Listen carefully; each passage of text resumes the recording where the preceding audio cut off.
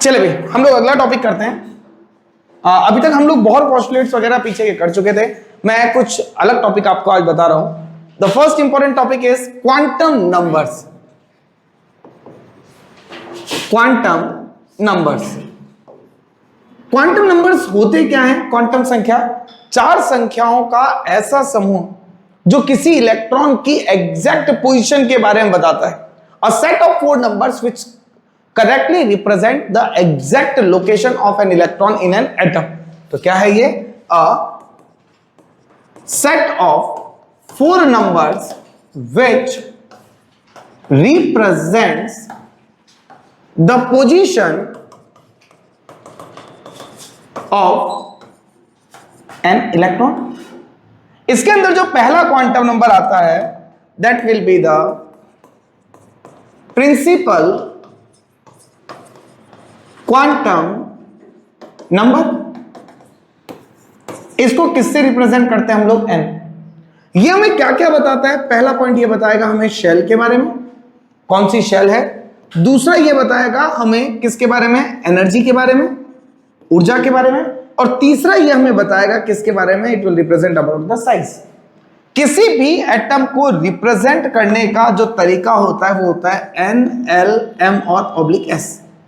जो आगे लिखा रहेगा यही वैल्यू क्या होती है? एन। जैसे मैंने बोला 2s, तो इसके लिए n की वैल्यू कितनी हो गई? 2। मैंने बोला 3p, तो n कितना हो गया आपके पास? 3। मैंने बोला 4d, तो n कितना हो गया? 4। मैंने बोला 1s, तो n कितना हो गया? 1। तो जो पहला डिजिट लिखा रहता है वही मुझे किसकी वैल्यू बताता है? n की, प्रिंसिपल क्वांटम नंबर। सेकंड आता है आपके पास that is azimuthal quantum number. अगर हम लोग बात करते हैं एजीमुथल क्वांटम नंबर की, इसको हम लोग रिप्रेजेंट करते हैं किससे? एल से। Azimuthal quantum number is an important quantum number और यह हमें किस चीज के बारे में बताता है? सबसे पहला यह बताएगा हमें शेल की जगह सब शेल। दूसरा ये हमें क्या बताता है? सब शेल के बाद ये क्या बता रहा था? एनर्जी और साइज। ये बताएगा आपको शेप और क्या बताएगा? Angular momentum. What is the value of angular momentum? अगर हम लोग बात करें angular momentum that is J equal to under root L into L plus 1 H upon 2 pi. इससे हम लोग क्या निकाल सकते हैं? एंगुलर मोमेंटम निकाल सकते हैं। शेप कैसे बताएगा उस चीज को देखते हैं। जो L की वैल्यू होती है वो कहां से वेरी करती है? n-1 से लेकर के कहां तक वेरी करेगी? रेंज अप टू द 0, यहां तक जाएगी। जैसे कभी भी एक चीज ध्यान रखना, L कभी भी L के बराबर नहीं हो सकता, नेवर, ठीक है, कभी भी ये बराबर नहीं होगा। नेक्स्ट अगर बात करें तो अगर L इक्वल टू 0 है तो इस ऑर्बिटल को हम लोग बोलते हैं S। अगर L इक्वल टू 1 है इस ऑर्बिटल को बोला जाता है P। अगर L इक्वल टू 2 है तो इस ऑर्बिटल को बोला जाता है D। अगर L इक्वल टू 3 है तो इस ऑर्बिटल को बोला जाता है F। अगर L इक्वल टू 4 है तो इस ऑर्बिटल को बोला जाएगा G एंड सो ऑन, ऐसे चलता रहेगा।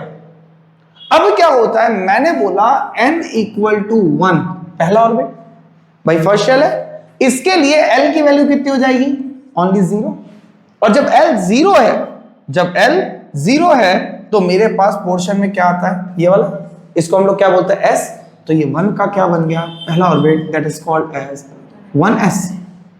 अरे बात आ रही है समझ में? मैंने बोला n इक्वल टू 2, तो L की वैल्यू क्या क्या बन सकती है? एक कम करो तो L इक्वल टू 1, एक कम करो तो L इक्वल टू 0। अब n-1 से लेकर 0 तक जाएगा ना, तो जब 0 था तो क्या बन रहा था? S।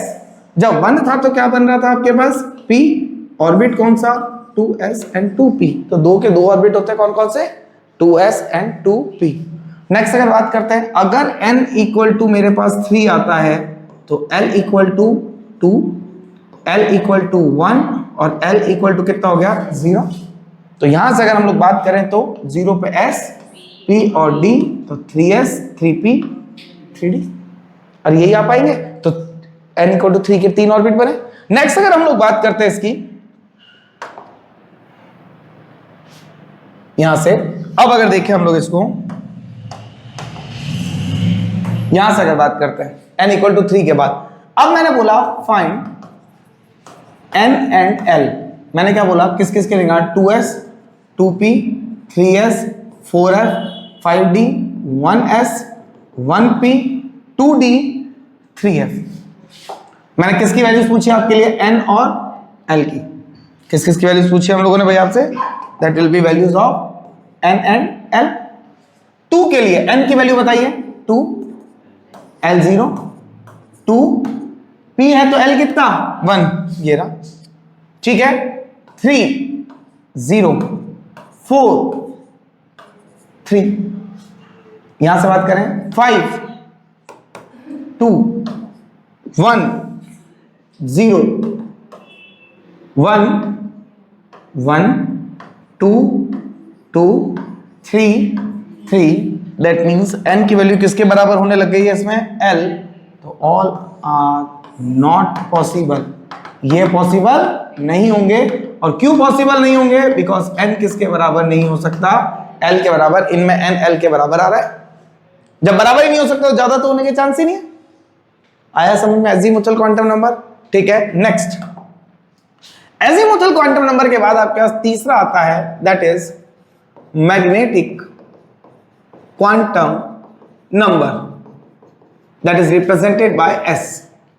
ये हमें क्या क्या बताता है, पहला ये चीज हमें बताएगा magnetic quantum number that will represent the magnetic moment. दूसरा पॉइंट ये क्या बताता हमें, ऑर्बिटल, वो ऑर्बिट्स के शेल ऑर्बिट ऑर्बिटल्स, क्लियर है। ये हमें और क्या बताएगा, हमारे पास इसकी वैल्यू जो होती है m की वैल्यू, वो -l से लेकर के कहां तक होती है, +l तक। इसको हम लोग इस चीज से रिप्रेजेंट करते हैं, वैल्यू कहां से कहां चलेगी, -l टू +l। अब देखते हैं कैसे इसको हम लोग काम में लेंगे। यहां से देखते हैं मैग्नेटिक मोमेंट को कैसे निकाला जाता है। ये क्या बताएगा आपके पास, मैग्नेटिक स्पिन के बारे में बताएगा, क्लियर है। मैग्नेटिक मोमेंट के बारे में, मैग्नेटिक स्पिन के बारे में, जो भी हम लोग यहां से देख रहे हैं। अब देखते हैं कैसे। मैंने बोला कि L अगर 0 है तो M की वैल्यू भी कितनी होगी, 0। अब ध्यान रखें M की वैल्यू जो 0 है वो एक वैल्यू है, M की वैल्यू 0 है तो वो क्या एक वैल्यू है, 0 एक पॉइंट है। मैंने बोला 0 से लेकर 9 तक डिजिट होते हैं कैलकुलेटर पर, तो टोटल बटन कितने हुए, 10 बटन। अरे 0 का भी तो एक बटन है, तो ये भी एक क्या है, ऑर्बिट है। कितना ऑर्बिट बना, 1। तो आपके पास क्या आया, L। ये कौन सा ऑर्बिट था, S ऑर्बिट। अरे कौन सा था, S ऑर्बिट। तो S ऑर्बिट में क्या होता है, एक ब्लॉक होता है। आगे पॉली बताएगा कितने ब्लॉक में कितने, एक ऑर्बिटल होता है इसमें, ठीक है। भले 1s भले 2s भले 3s भले 4s, ऑर्बिटल एक ही होगा उसके अंदर। सेकंड की बात करें अगर हम लोग, p ऑर्बिटल, L की वैल्यू बताइए कितनी है, 1। तो M की वैल्यू कितनी, -1 0 और +1। अरे भाई -l टू +l। अब इसको अरेंज करते हैं, 5 सॉरी 3 ही होगा ना इसमें तो, ठीक है। ये कितना हो जाएगा आपके पास, 3, that is equal to -1 0 and +1। This will be equal to p x p y and p z। मैंने बोला d ऑर्बिटल, तो L कितना हो गया आपके पास, 2। तो M की वैल्यू कितनी हो गई, -2 टू +2।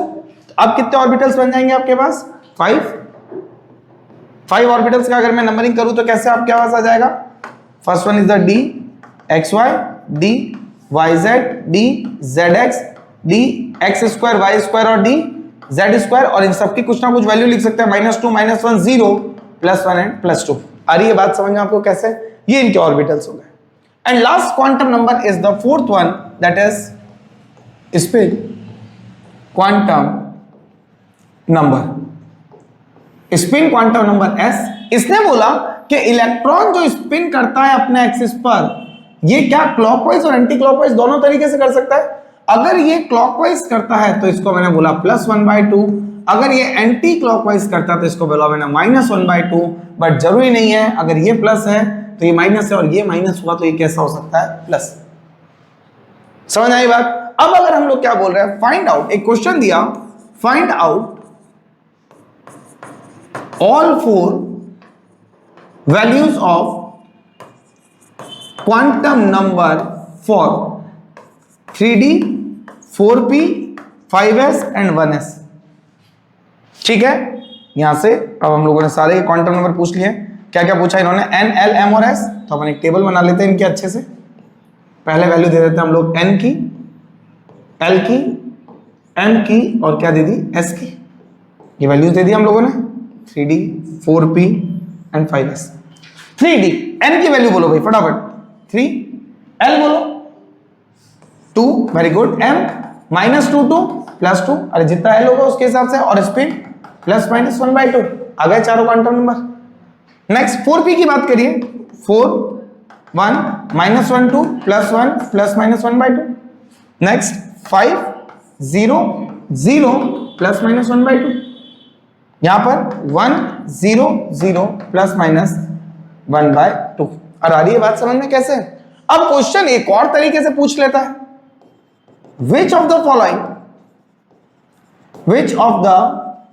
Following is correct. ठीक है, विच ऑफ या फिर which are the following are correct. More than 1 की बात करते हैं। अपने को क्या कर दिया, N, L, M और S के values they the. That is यहां पर ए ऑप्शन दिया 3 2 1 +1/2, सेकेंड 3 2 0 ±1/2, थर्ड ऑप्शन दिया इन्होंने 4 3 2 ±1/2, फोर्थ ऑप्शन दिया 3 2 3 ±1/2, फिफ्थ ऑप्शन दिया आपको 4 1 -1 ±1/2, सिक्स्थ ऑप्शन दिया 3 -4 -1 ±1/2, देन सेवंथ ऑप्शन दिया आपको 3 -3 -4 ±1/2, एट्थ ऑप्शन आपको दिया इन्होंने 1 2 +2 एंड +1/2, नाइन्थ ऑप्शन दिया इन्होंने 1 3 -1 -1/2 और 10th ऑप्शन दिया 3 1 -1 एंड +1/2। कौन कौन सा सही और कौन कौन सा गलत, अब यहां देखते हैं। सबसे पहले n अगर 3 है तो L2 हो सकता है, L2 है तो -2 + L ही चल रहा है, ये तो सही है। ठीक है, which of the following are correct, ये सही। ठीक है, यहां से 3 2 ये सब पॉसिबल है, 4 3 2 पॉसिबल, डिक्रीजिंग में चलेंगे 3 2, अरे ये 2 है तो ये 3 कैसे हो गया, नॉट पॉसिबल, ये नहीं बनेगा। आ रही है बात समझ में, कैसे चेक करना है, इससे ज्यादा थोड़ी हो सकता है ये भाई, ये वैल्यू से तो ये वैल्यू हमेशा कम होगी भाई। अगर इसकी वैल्यू एग्जैक्ट वैल्यू हो क्या सकती थी यहां पर, और क्या वैल्यू हो सकती थी, -2 to +2, क्या इसके बीच में आ रहा है, क्या आ रहा है बात समझ में। नेक्स्ट 4 1 -1 पॉसिबल, 4 अरे -4 कैसे हो गया, इसकी वैल्यू जब 3 है तो ये 2 1 और 0 हो सकता है, 0 से कम तो इसकी वैल्यू होती नहीं है, दैट मींस ये नहीं हो सकता। दैट मींस 3 -3, अरे ये इसके बराबर कैसे हो गया, नहीं पॉसिबल, 1 और ज्यादा तो हो ही नहीं सकता, 1 3 नहीं हो सकता, लास्ट वाला पॉसिबल। अरे क्लियर हुआ, कर लेंगे क्वांटम नंबर्स। ये था आपका क्वांटम नंबर का सेट पूरा, एक क्वेश्चन फिक्स आता है। ठीक है, सेक्शन बी में है अपने पेपर्स में कि क्वांटम नंबर के क्वेश्चंस कहां से आते हैं, तो वहां से आपको देखने को मिल सकता है। ये इंपॉर्टेंट कॉन्सेप्ट्स है आपके सारे, it is a set of the quantum numbers. कोई दिक्कत आई तो देख लीजिए, उतार लीजिए।